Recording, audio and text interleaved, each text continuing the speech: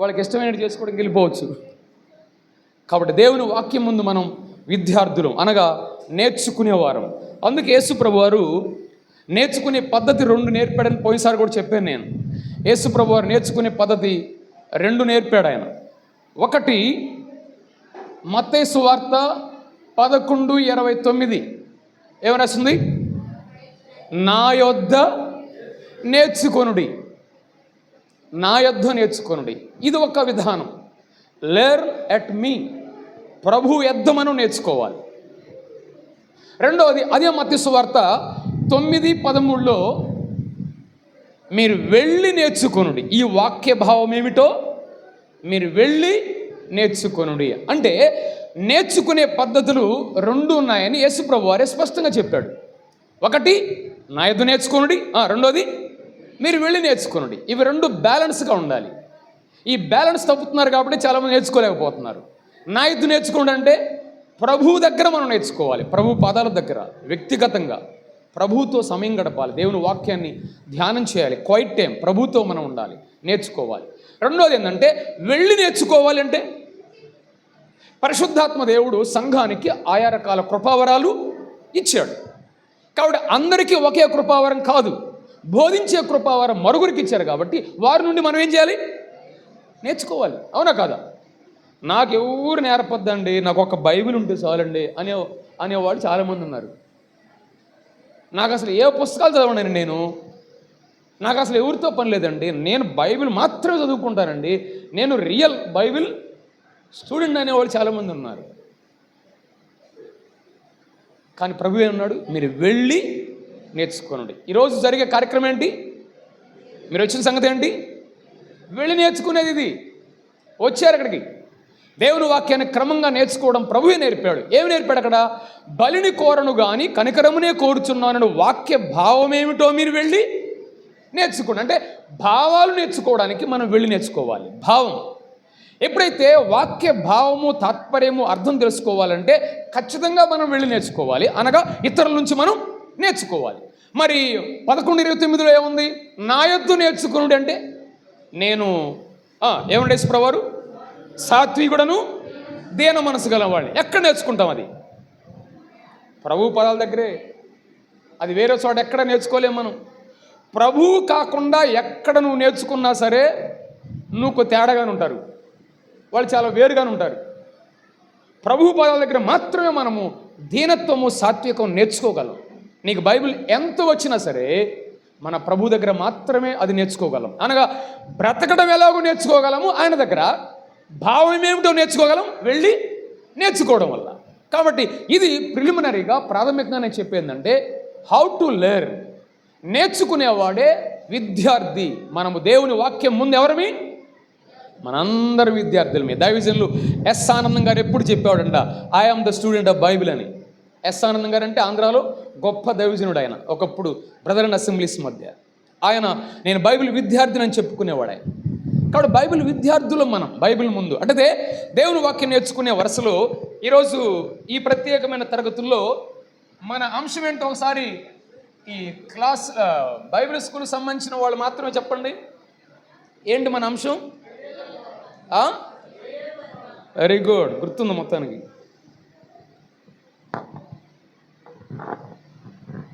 ఏం పాలన?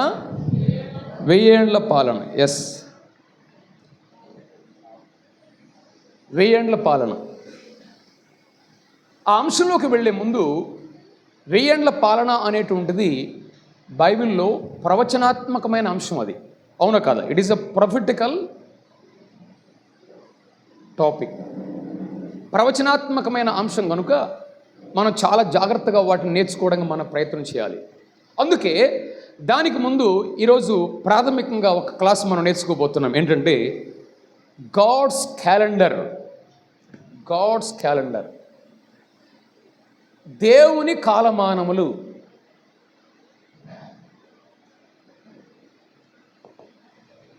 God's calendar. కనీసం ఈ క్లాసులో కూర్చుంటే బైబిల్ ఉండాలి, పుస్తకం ఉండాలి, పెన్ ఉండాలి. అది మాత్రం పోయినసారి కూడా చెప్పాను నేను ఆల్రెడీ. కాలక్షేపానికి వచ్చి కూర్చోవచ్చు, ఏమైనా చదివేరు సంగతి. ఖచ్చితంగా మాత్రం బైబిల్, నోట్స్, పుస్తకం, అదే నోట్స్, పెన్ ఉంటే సహాయకరం, వాళ్ళే కంటిన్యూగా దేవుని వాక్యం నేర్చుకోవడానికి అవకాశం ఉంటుంది.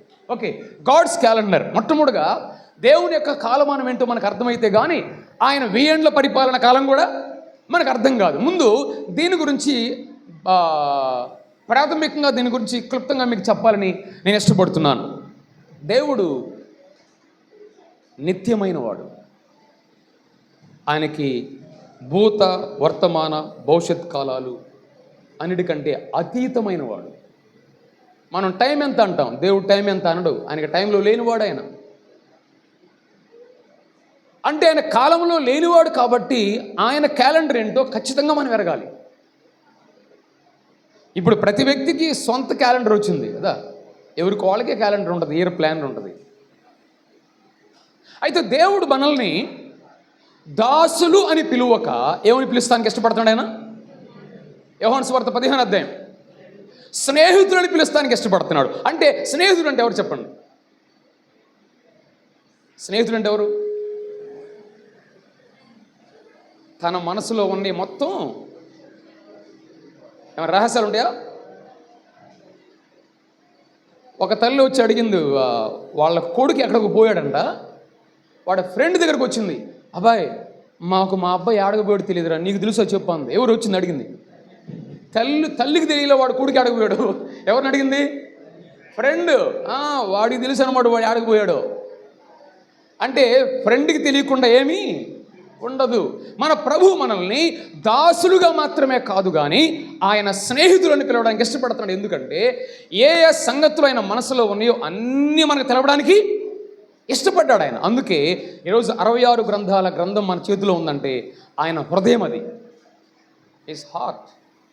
ఎంతగా మనం దేవుని వాక్యాన్ని గ్రహించగలుగుతామో, చదవగలమో, అంతగాని ఎరగలం మనం. అది ప్రధానమైనది. అందుకే మన స్నేహితులని పిలవడానికి ఆయన ఆశిస్తున్నాడు. అంటే ఆయన ప్రణాళికలు, ఆయన పనులు మనతో పంచుకోవాలని ఆయన ఇష్టపడుతున్నాడు అన్నాడు. అదే సమయంలో భవిష్యత్తును గురించి ఎరగటం అనేది మనకు చాలా సాధారణంగా ఆసక్తిగా ఉంటుంది, అవునా కదా? ఫ్యూచర్ తెలుసుకోవడం ఎంతమందికి ఇంట్రెస్ట్గా ఉంటుంది? ఏమ్మా, ఫ్యూచర్ సంగతి అంటే జరగబోయే సంగతి తెలుసుకోవడానికి చెవి కోసుకుంటామంట అంటారు పెద్దోళ్ళు. ఏమంటారు? చెవులు కోసుకుంటారు. అంటే జాగ్రత్తగా దేవుని వాక్యం ప్రవచనాత్మకమైన కూడా మనం జాగ్రత్తగా మనం వినాలి. ఈరోజు నేను నా మిగిలిన జీవితం ఎక్కడ నేను ఉండబోతున్నాను, ఎక్కడ నేను గడపబోతున్నాను అనేది ఎరగటం నా జీవితానికి కూడా ఎంతో ఆనందం కలిగిస్తుంది, సంతోషం కలిగిస్తుంది. అందుకే ప్రథమంగా ఒక మాట జ్ఞాపకం చేసుకుంటాం ఇక్కడ. ఎందుకంటే అసలు ప్రవచనాలు ఎందుకు ప్రాముఖ్యమైనవి, అసలు ప్రవచనాత్మకమైన సంగతులు మనం తెలుసుకోవడం ఎందుకు అవసరం? బైబిల్లో ప్రవచనాత్మకమైన సంగతులు తెలుసుకోవడానికి ఎందుకు అంత అవసరం? What is the need of knowing future things? ఎందుకంటే ప్రారంభంగా ఆ మాటలు చెప్పి మనం అసలు అంశంలోకి వెళ్దాం. ఒకటి, బైబిల్ అంతట్లో కూడా 27% భవిష్యత్తు గురించిన సంగతులే ఉన్నాయి. ఎంత? 27% బైబిల్లో అన్ని ప్రవచనాత్మకమైన సంగతులు మనకు ఉన్నాయి. బైబిల్లో సుమారు 31,124 వచనాలు ఉన్నాయి. ఎన్ని వచనాలు? 31,124 వచనాలు ఉంటే దాంట్లో సుమారు 8,000 వచనాలు సుమారుగా ప్రవచనాల గురించే రాయబడ్డాయి. అంటే దీన్ని బట్టి బైబిల్లో 27% ప్రవచనాత్మకమైన విషయాలు ఉన్నాయి అంటేనే, ఒక్క వచనం ఉందంటేనే ప్రాముఖ్యం మనకి, అవునా కాదా? బైబిల్లో ఒక వచనం అంటేనే మనకు ప్రాముఖ్యం. కానీ ఎంతసేపు ఉంది? 27% బైబిల్లో భవిష్యత్తును గురించిన విషయాలు ఉన్నాయి. కాబట్టి ప్రవచనాత్మక సంగతులు మనం తెలుసుకోవడం చాలా అవసరం అని మనం గమనించాలి. రెండో కారణం ఏంటంటే, ఈ సాధారణంగా ప్రకటన గ్రంథం 1:1 చదవండి. ప్రకటన గ్రంథం 1:1 తీసిన వాళ్ళు ఎవరైనా? ప్రకటన గ్రంథం 1:1. యేసుక్రీస్తు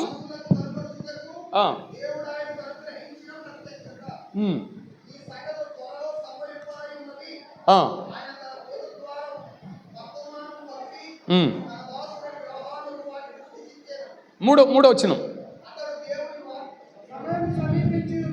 సమయం సమీపించి ఉన్నది.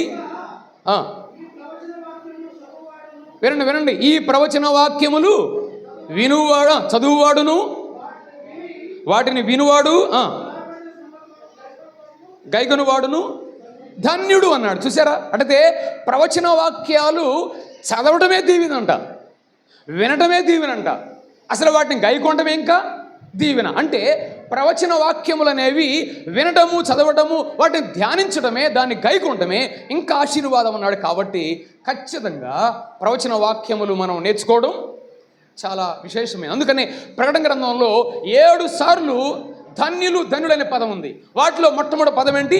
అసలు ప్రవచన వాక్యాలు చదవడమే ధన్యత, వాటిని వినడమే ధన్యత, వాటిని గైకొనడమే ధన్యత అని దైవ గ్రంథంలో మనకు రాయబడింది. అయితే మూడో ప్రధానమైనటువంటి ఎందుకు ప్రవచన వాక్యాలు మనం ధ్యానం చేయడం, నేర్చుకోవడం ఎందుకు అవసరం అని అంటే, ప్రవచనము భవిష్యత్తు విషయాలు మన జీవితం యొక్క గమ్యాన్ని నిర్ణయిస్తాయి. దేన్ని నిర్ణయిస్తాయి? దేన్ని నిర్ణయిస్తామా? చెప్పండి ఒకసారి. మన ఫ్యూచర్ని, మన గమ్యాన్ని జ్ఞాపం చేసేవి. అంటే ఖచ్చితంగా మన భవిష్యత్తు నిర్ణయించేది ఈ భవిష్యత్తు విషయాలే. కాబట్టి దాని గురించే మనం ఎక్కువగా నేర్చుకోవడం ఎంతైనా అవసరమైంది. విమానంలో ప్రయాణం చేస్తున్నారంట. కెప్టెన్ అన్నాడంట, ఇదిగో గుడ్ న్యూస్ అన్నాడంట. ఏంటి అని అంటే, ఇంకా కొంత సమయం వరకు మనం సేఫ్టీగానే వెళ్తాం, అది గుడ్ న్యూస్ అనమాట. కానీ బ్యాడ్ న్యూస్, తర్వాత మనం ఎక్కడికి పోతున్నామో మనకే తెలియట్లేదు అన్నాడంట. Bad news. అయితే మీకు బెలూన్స్ ఇవ్వబడతాయి అన్నాడంట. అంటే వారి గమ్యం బ్యాడ్ న్యూస్, గుడ్ న్యూస్ రెండు ఉన్నాయి. ఏం జరగబోతుందో ఆయన అనౌన్స్ను బట్టి వాళ్ళు సిద్ధపడాలా, బెలూన్స్ తీసుకోవడానికి సిద్ధపడాలి. ఈరోజు మన భవిష్యత్తు విషయాలు కూడా ఈ ప్రవచనాత్మకమైన విషయాల్లో మాత్రమే దాగి ఉన్నాయి. కాబట్టి మన గమ్యాన్ని నిర్ణయించేవి భవిష్యత్తు విషయాలు. కాబట్టి వాటి గురించి మనం తెలుసుకోవడం చాలా అవసరం, చాలా ప్రాముఖ్యం అనేది మనం జ్ఞాపకం చేసుకోవాలి. నెంబర్ 4, 4వది ఎందుకు ప్రవచనాత్మక విషయాలు మనకు అవసరం అంటే, ప్రవచన భవిష్యత్తు వాక్యాలు ఎప్పుడైతే అధ్యయనం చేస్తామో సంపూర్ణమైన బైబిల్ను మనం గ్రహించగలం. బైబిల్ను సంపూర్ణంగా గ్రహించడానికి ఈ ప్రవచనాత్మకమైన విషయాలు కూడా నేర్చుకుంటే కానీ బైబిల్ పూర్తిగా మనకి అర్థం కాదు. వాటిని విడిచిపెట్టామా మనకు బైబిల్ పూర్తిగా అర్థం కాదు. అందుకే ఒక భక్తుడు అన్నాడు, whole Bible makes whole Christian. Whole Bible makes whole Christian. Bible మొత్తం అధ్యయనం చేసిన వాడే సంపూర్ణ క్రైస్తవుడు. అక్కడక్కడ కాదు, ఏదో ఒక వచనం పట్టుకోవడం కాదు, ఏదో మనకు తెలిసినవి చెప్పడం కాదు, దేవుని వాక్యాన్ని సంపూర్ణంగా. అది చాలా విశేషమైనదిగా మనం చూడొచ్చు. ప్రవచన వాక్యాలు ఎందుకు మనకు ప్రాముఖ్యమైనవి? ఐదవ ప్రాముఖ్యమైన ఒక మాట, ప్రవచన వాక్యాలు స్వార్థ పంచుకోవడానికి గొప్ప సాధనాలు ఇవి.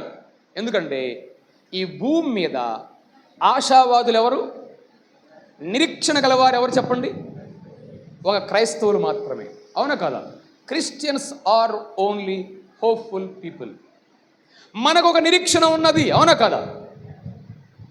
ప్రభువుని గురించిన నిరీక్షణ మనకు ఉందంటే మనకు భవిష్యత్తుని గురించిన నిరీక్షణ ఉంది కనుక ఇది అనేకులకు పంచుకోవడానికి, ఈ భవిష్యత్తు విషయాలు మనం అనేకులతో పంచుకోవడానికి అవకాశం. దాన్నే స్వార్థ. అనేకులకు ప్రభువుని గురించి చెప్పడం. ఏమన్నాడు? నమ్మి బాప్తిసం పొందినవాడు రక్షించబడును, నమ్మని వానికి శిక్ష విధించబడి అని చెప్పేది మనమే.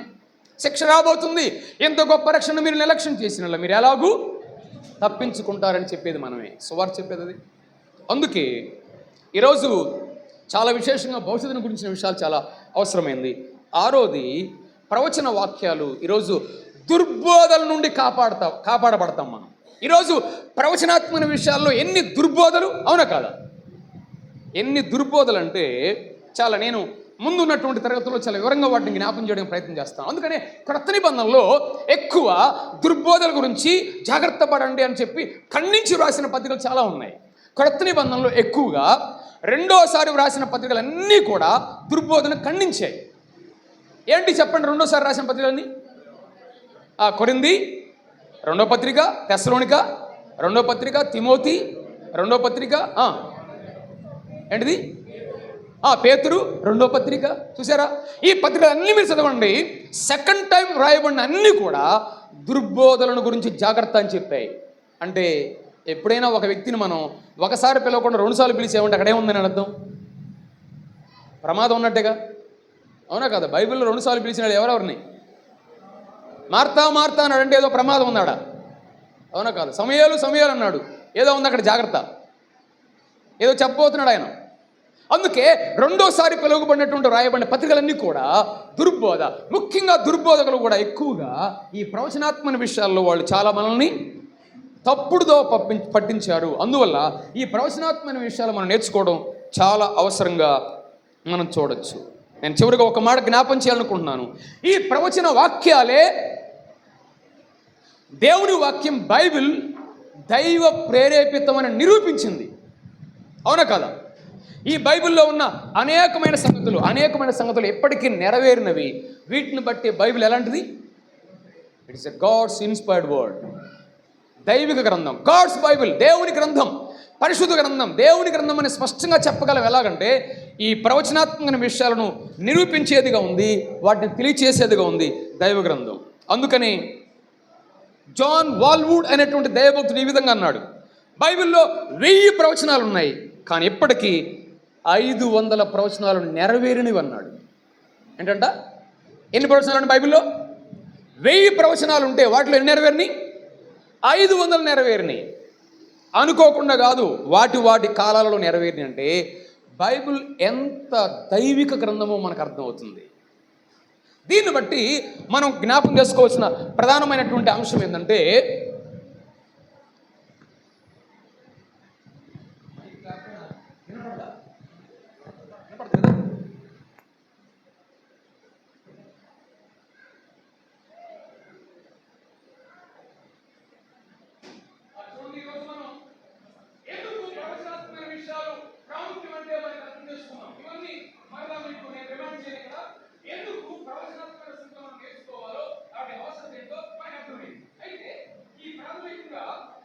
దేవుని కాలమానములు అనే దాంట్లో 3 ప్రాముఖ్యమైన అంశాలు మనం నేర్చుకోబోతున్నాం.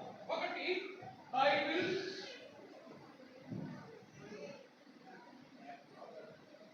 ప్రవచన ఉద్దేశం.